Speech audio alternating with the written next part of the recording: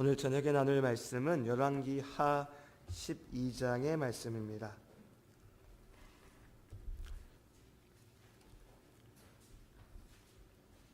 열왕기 하 12장의 말씀입니다.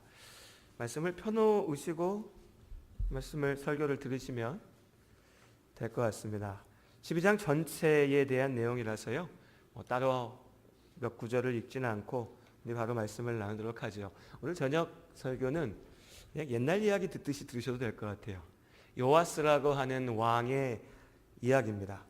우리 지난 주일 저녁에 나누었던 말씀을 기억하신다면 예후라고 하는 이름을 기억하실 겁니다. 북쪽 이스라엘의 아합 왕의 일가가 그 집안이 하나님 앞에 범죄하였고 그 죄가 아합의 아들 그 자손들에게까지 이어져서 마침내 하나님께서 그 아합 왕가를 치시는 손으로 도구로서 예후라고 하는 사람을 사용하셔서 반란을 일으키게 하시고 북쪽 이스라엘에서 아합의 일가가 몰살되는 사건을 우리가 지난 주일 저녁에 나누었습니다. 그 예후가 북쪽 이스라엘의 왕의 자리에 앉은 지 7년이 되던 해에 남쪽 유다에서는 7살의 어린 소년 요아스라고 하는 아이죠. 7살이니까요. 요아스가 남쪽 유다의 왕이 됩니다. 그리고 이후로 40년 동안 이 나라 유다의 왕의 자리에 앉아 있게 되죠. 열왕기하 12장의 말씀을 살펴보면 본문의 대부분의 내용이요. 요아스 왕의 치적으로 이 왕이 중점적으로 했던 사업으로 성전 보수 공사에 대해서 이야기하고 있습니다. 4절부터 16절까지 12장 전체의 대부분의 내용이 이 성전 보수 공사의 내용을 이야기하고 있습니다. 아합 왕의 딸이었던 아달랴가 왕이 되어서 유다를 다스리는 동안 나라의 질서가 엉망이었고요. 특별히 아합의 집안의 잘못된 믿음을 쫓아서 바알과 우상신에게 숭배하는 동안 성전은 완전히 방치되었고 폐허가 되어 있었습니다. 제대로 된 예배가 이루어지지 않고 있었죠. 그리고 요아스의 때에 이러한 문제들이 해결되었습니다. 요아스가 왕이 된 지 얼마 지나지 않아서 명령을 내립니다. 제사장들이, 레위인들이 돈을 모아가지고 이 성전을 보수하라고 명령을 내립니다. 그런데 이 명령이 제대로 이루어지지 않습니다. 성전은 여전히 방치된 채로 남아 있었죠. 그래서 다시금 요아스 왕이 이제는 장성하여서 왕이 된 지 20여 년이 지난 후에 새로운 명령을 내리는데요. 이제까지 제사장들이 직접 이 보수 작업을 주도하라고 맡겨놨더니 이게 잘 안 됐으니 이제 내가 이 성전을 관리하는 전문적인 관리인을 두어가지고 국가의 세금을 걷어서 그 관리인이 그 재정을 가지고 성전을 보수하고 관리하도록 하겠다라고 명령하고 이 일을 진행합니다. 성전 입구에 성전 곁에 돈을 모으는 모금함을 두고 이 성전에 예배드리러 오는 이들이 그 모금함에 헌금하게 해서 그 재정과 국가의 세금을 합쳐가지고 이 성전을 보수하는 작업을 이어가고요. 이러한 정책은 꽤나 성공적으로 이루어져서 성전이 이제 온전하게 회복되게 되었습니다. 그러니까 유다 백성들이 하나님 앞에 나와 예배드릴 수 있는 준비가 완성된 거죠. 여기까지 보면 여러분 어떻습니까? 요아스는 좋은 왕인가요? 나쁜 왕인가요? 우리가 속사정까지야 잘 모르겠지만 꽤나 괜찮은 왕으로 보입니다. 그렇죠? 최소한 이 요아스는 하나님의 성전을 제대로 관리하는 것에 관심을 갖고 있었으니까요. 그런데 이어지는 성전 보수에 대한 말씀이 끝나고 이어지는 17절에 등장하는 말씀은 우리에게 좀 당황스럽게 느껴집니다. 17절에요. 갑작스럽게 북쪽 이스라엘의 왕인 하사엘이, 지도를 기억하신 분들은 머릿속에 좀 그려주실 것 같지만 북이스라엘보다 더 위쪽에 있었던 아람 왕 하사엘이 북이스라엘을 거쳐서 오는 게 아니라 서쪽의 해안지대 블레셋인들이 예전에 자리 잡았던 그 지대로 돌아가지고 예루살렘을 공격해 들어옵니다. 이 공격을 막으려고 하다가 제대로 막지 못하고 이 요아스 왕이 겨우 위기에서 벗어나는 방법은 그때까지 모아놨던 온갖 보물을, 특별히 하나님의 성전에 모아놨던 모든 금까지도 끄집어다가 그 아람 왕에게 바치고서야 겨우 이 위기에서 벗어날 수 있었습니다. 거기서 그치지 않습니다. 그렇게 위기에서 벗어나고 났더니 이제는 신하들이 반란을 일으켰어. 요아스가 이 반란에 휘말려서 죽음을 당하게 됩니다. 이 두 가지의 큰 사건이, 그러니까 7살의 왕이 된 요아스가 행한 가장 중요한 사건이 성전을 보수하고 회복하는 것이었는데, 그 요아스가 외국의 공격과 그리고 신하들의 반란으로 인해서 처참하게 죽게 되는 이야기가 열왕기하 12장에 같이 등장해 있습니다. 도대체 이게 무슨 일인가? 뭔가 앞뒤가 맞지 않죠. 우리 눈에는 제법 성실하게 하나님을 위해서 살았던 것 같았던 이 요아스의 말년이 왜 이토록 비참하게 남은 것인가? 이 질문에 대한 한 조각의 퍼즐을 역대기서에서 찾을 수가 있습니다. 역대기서는요, 열왕기서와 마찬가지로 이스라엘의 왕들의 역사에 대해서 이야기하고 있습니다. 차이가 있다면 열왕기는 북쪽 이스라엘과 남쪽 유다의 왕들을 모두 다 포함해서 서로 교차하면서 이야기를 하고 있습니다. 그렇기 때문에 읽는 사람이 봤을 때는 열왕기서는 자칫 좀 헷갈리고 복잡하게 느껴집니다. 북쪽 이스라엘 왕이 나왔다가 남쪽 유다 왕이 나왔다가 막 섞이게 되니까요. 역대기서는 같은 시대의 이야기지만 특별히 남쪽 유다의 역사에 집중해서 이야기하고 있습니다. 그리고 역대하 24장은 열왕기하 12장과 마찬가지로 요아스 시대에 대해서 온전히 이야기하고 있습니다. 이 역대하 24장에 등장하는 말씀, 이 이야기 내용도 열왕기하의 말씀과 다를 바가 없습니다. 요아스가 7살 때 왕이 되었고요, 40년을 다스렸고 그 왕의 가장 중요한 일로 성전을 보수한 일이 등장합니다. 똑같습니다. 레위인들에게 성전의 보수를 맡겼지만 제대로 진행이 안 되어서 성전만을 감독하는 관리자를 세웠고 그를 통하여서 이 일이 성공적으로 마무리되었습니다.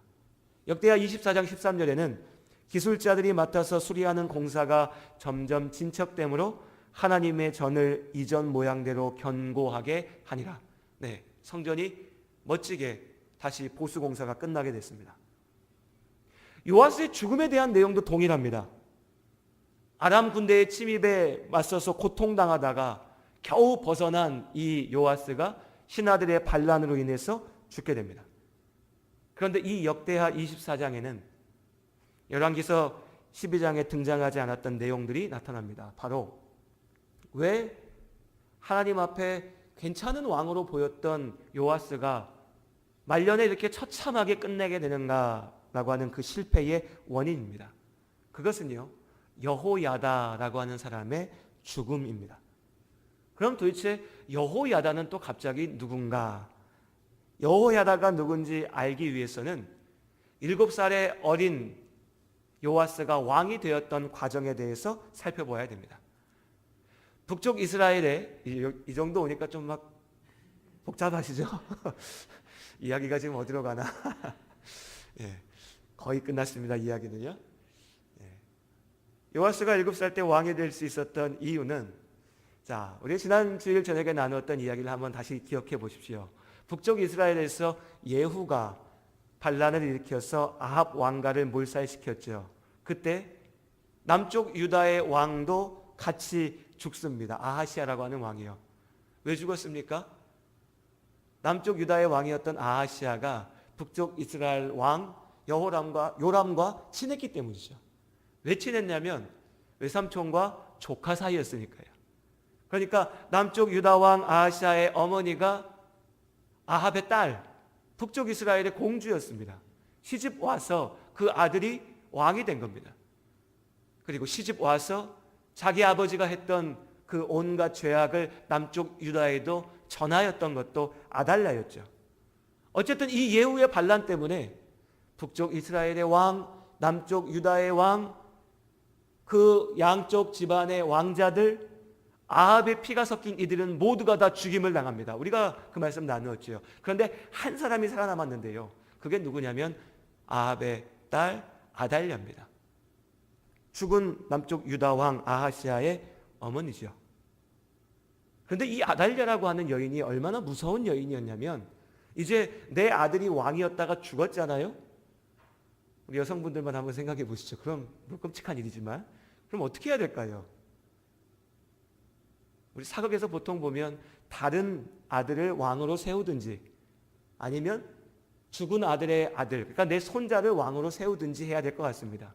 그런데 이 아달랴가 한 일은 뭐였냐면 유다에 있는 모든 왕족을 다 죽인 겁니다. 이게 무슨 얘기인지 와 닿으십니까? 자기 자식들도 죽인 거고요. 자기 손자들도 죽인 겁니다.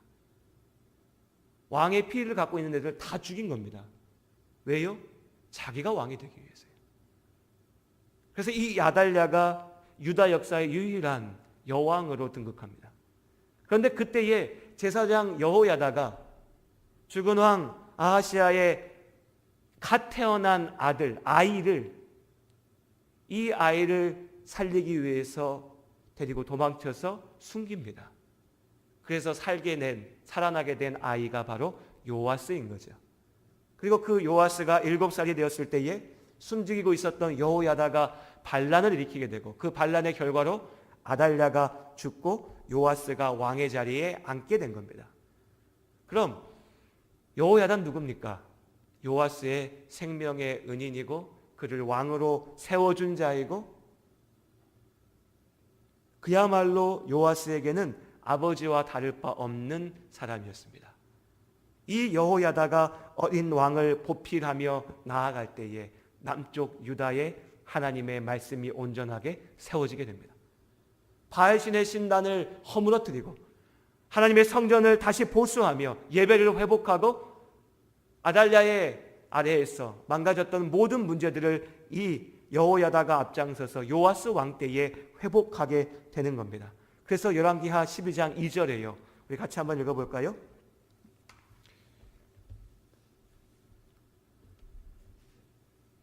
열왕기하 12장 2절입니다. 우리 함께 한 목소리로 읽겠습니다. 요아스는 제사장 여호야다가 그를 교훈하는 모든 날 동안에는 여호와 보시기에 정직히 행하였으되. 문제는요, 여호야다가 그를 교훈하며 가르치며 권면하며 함께하는 날 동안에는 요아스가 하나님 보실 때에 정직하게 행하였습니다. 문제는 여호야다가 죽은 후에 드러납니다. 역대하에서 이야기하고 있는 열왕기에 빠져있는 내용이 뭐냐면 바로 그 여호야다가 죽고 난 이후의 일들입니다. 여호야다가 죽고 나자 신실한 지도자 여호야다의 뒤에 숨어 있었던 죄악의 모습들이 하나둘 들고 나오기 시작합니다. 신실하게만 보였던 신하들이 먼저 나서서 왕에게 부추깁니다. 왕이여, 예전에 했던 대로 우리가 다시 바알신을 숭배해야 됩니다. 왕이여, 다시금 우리가 예전의 신들에게 돌아가야 됩니다. 성전이 중요한 게 아니라 여호와가 중요한 게 아니라 우리에게 더 많은 것을 줄 수 있는 신들을 찾아야 됩니다. 사실 따지고 보면 당신 아버지도 당신 할머니도 다 바알 앞에 아세라 앞에 가서 절했지 않습니까? 그리고 왕은 언제 그랬냐는 듯이 자기가 그토록 열심히 보수해라고 명령했던 성전을 버려두고 우상숭배에 앞장서서 나서게 됩니다. 하나님께서는 선지자들을 통해서 요아스 왕에게 외치십니다. 네가 돌아와야 된다. 돌아오지 않으면 안 된다. 네가 여호와 앞으로 돌아오라. 듣지 않습니다. 마침내는 죽은 여호야다의 아들이었던 제사장 스가랴가 성령의 은혜를 받아서 돌아오지 않으면 하나님께서 주실 심판에 대해서 선포하였는데 이 요아스 왕이 어떻게 합니까? 그를 여호와의 전의 뜰에서 쳐서 죽입니다. 돌로 쳐서 하나님의 사람을 죽입니다. 근데 이 사건 속에 아주 분명한 것이 들어져 있는데요, 스가랴가 여호와의 전 뜰 안에서 돌로 쳐서 죽였다는 겁니다. 왜 그러냐면 열왕기하의 말씀을 보면 여호야다가 제사장 여호야다가 반란을 일으켜서 악한 여왕 아달랴를 몰아냈을 때에 그 여왕을 붙잡았습니다. 성전에서 붙잡았습니다. 어떻게 했을까요? 반란을 일으킨 사람이 내가 이 반란 성공하는 제일 빠른 방법이 뭡니까? 왕을 죽이는 거죠. 인간적인 마음 같으면 그 자리에서 그 악한 왕을 쳐 죽일 것 같습니다. 그러나 여호야다는 명령합니다. 안 된다. 여기서는 안 된다. 여호와의 성전을 우리가 정하게 지켜야 된다. 저가 아무리 악한이라도 우리가 여기서 저를 죽일 수는 없다. 성전에서 데리고 나와 다른 장소에 가서 그 악한 왕을 처형하지요. 그런데 오늘 요아스는 어떻습니까? 거릴 것이 없습니다. 눈에 보이는 것이 없습니다. 여호와의 성전에서 여호와의 명령을 받은 선지자를 죽이는데 눈을 깜빡하지 않습니다.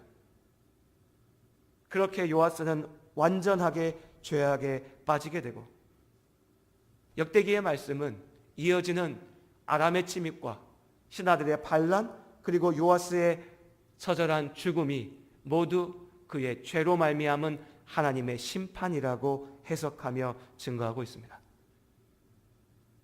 급작스러운 인생의 변화의 변곡점이 어디였습니까, 여러분? 여호야다의 죽음이었습니다. 요아스를 붙잡고 있었던 믿음의 아버지의 죽음이었습니다.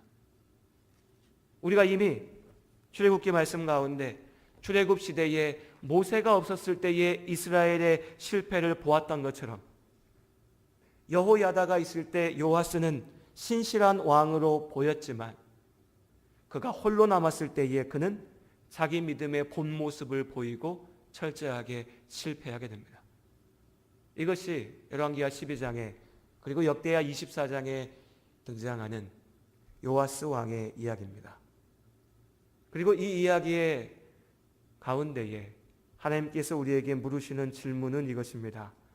너의 믿음은 홀로 서기를 할 준비가 되어 있느냐?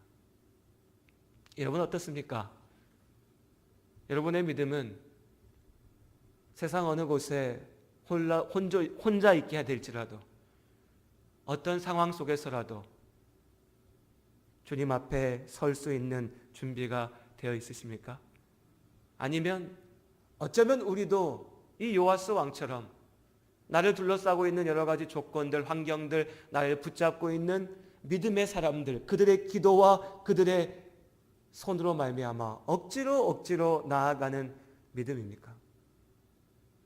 억지로 나아가는 믿음은 결국 요아스처럼 하나님 앞에 섰을 때의 그 본래의 모습을 보일 수밖에 없습니다. 우리 모두가 주님 앞에 믿음으로 홀로 설 수 있는, 오직 주님 앞에 내가 홀로 설 수 있는, 오직 주님과 함께하는 믿음으로 나아가시기를 주님의 이름으로 축원합니다. 그러기 위해서 여러분 우리가 믿음의 본질로 돌아가야 됩니다. 나의 믿음이 복음의 진리 위에 깊게 뿌리 내리고 있는지를 날마다 점검해야 됩니다.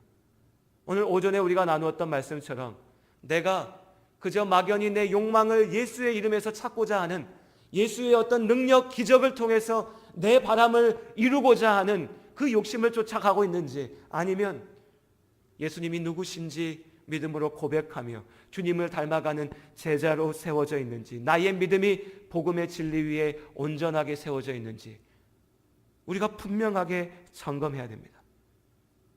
날마다 나의 삶이 말씀과 기도로 세워져 있는지를 살피시기를 주님의 이름으로 권면드립니다.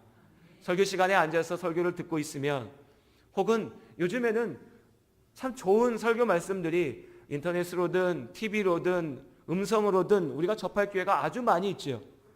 그렇게 말씀을 듣고 가만히 있으면 내가 그 말씀을 다 아는 것 같고 다 이해하는 것 같고 그 말씀대로 사는 것 같습니다. 그런데 여러분 정말 그렇습니까? 수업 많이 듣고 학원 많이 쫓아다닌다고 좋은 학생 되는 거 아니지요. 내가 한 가지라도 분명히 정확히 아는 것이 중요합니다. 한 말씀이라도 내가 스스로 읽고 내가 그 말씀을 묵상하며 그 말씀 앞에 나의 삶을 세우는 것이 중요합니다. 그리고 기도하는 것입니다. 하나님 앞에 기도하는 겁니다. 내가 홀로 있어도 외로워하지 않고, 내가 홀로 있어도 무너지지 않고, 내가 홀로 있어도 예수 그리스도의 복음 가운데 설 수 있는 것은 내가 기도하는 가운데 성령 하나님께서 나의 마음을 붙잡고 위로하시기 때문인 줄로 믿습니다. 누군가를 의지해서 신앙생활 하지 마십시오. 하나님께서 나에게 주신 축복일 수 있습니다. 믿음의 기도의 사람들이, 좋은 교회가, 나를 섬겨주는 좋은 목회자가, 모두 하나님께서 나에게 주신 축복일 수 있습니다. 그러나 주님 앞에 섰을 때에 나는 혼자입니다.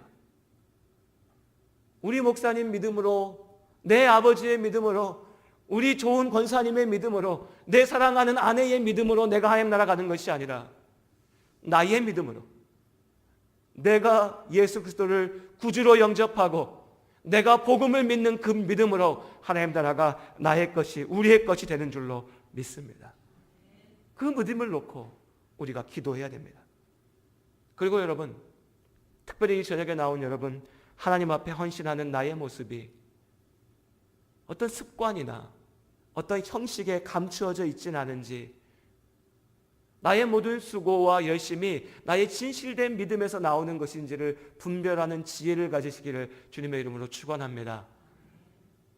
억지로 끌려서 목회자가 자꾸 하라고 하니까, 무언가 이걸 안 하면 내가 죄 짓는 것 같으니까 그래서 하는 일이 되어서는 안 됩니다. 목사가 강단에 올라오면서 내가 이거 해야 돈 버는 거야, 내가 이거 해야지 성도들 앞에서 뭔가 얘기할 자격이 있지라는 마음으로 올라오면 얼마나 슬픈 일입니까? 얼마나 저주받은 일입니까? 얼마나 괴로운 일입니까? 우리 모두에게 맡기신 사명도 마찬가지입니다.